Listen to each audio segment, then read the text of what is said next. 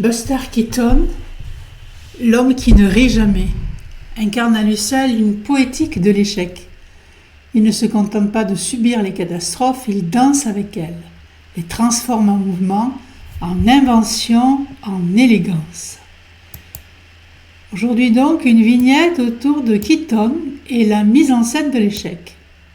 C'est en effet la mise en scène de l'échec chorégraphiée, le comique du désastre maîtrisé. Chez Keaton, l'échec n'est jamais ridicule, il est sublimé par l'invention. Il tombe, il rate, il perd, mais son corps trouve toujours une sortie, un rebond, un détour. L'échec devient une forme d'intelligence incarnée, une résilience silencieuse, sans plainte ni triomphe. Une figure stoïque face au chaos.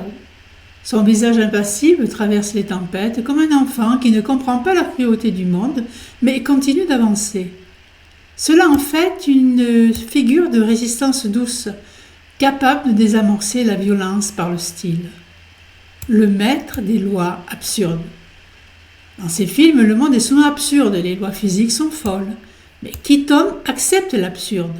Il joue avec comme un rêveur lucide. Cela peut évoquer certains sujets pris dans une logique familiale dévastatrice, mais qui par le jeu ou l'humour s'en sortent autrement. Quand l'échec devient style, on pourrait penser à des patients qui, au lieu de se briser sous le poids de l'échec, inventent des formes de passage, parfois poétiques, parfois bricolées, mais profondément singulières.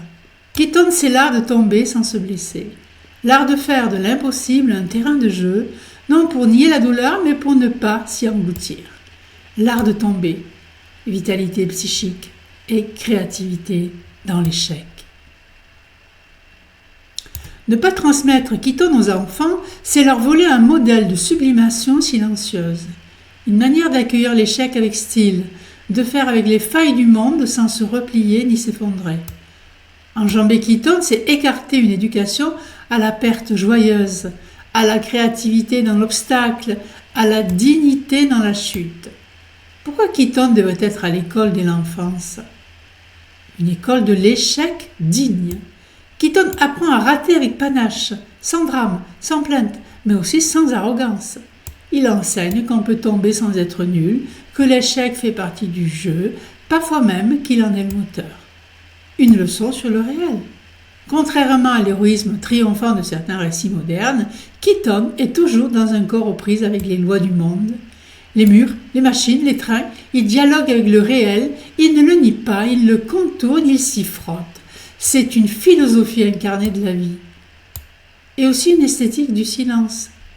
Dans un monde saturé de bruit et d'agitation, Keaton propose une parole sans mots, une émotion sans grimace. Il donne une langue aux enfants discrets, aux solitaires et aux rêveurs. Et sur le plan psychique, ne pas proposer Keaton à un enfant, mais c'est lui ôter un outil de transfiguration du raté. C'est peut-être aussi l'empêcher de symboliser certaines pertes, certains renoncements, sans passer par le drame ou la violence. Il faut apprendre à tomber, il faut un art pour ça. Keaton ne l'enseigne pas par la morale, mais par le geste, la répétition et l'humour muet. Keaton appartient à l'enfance.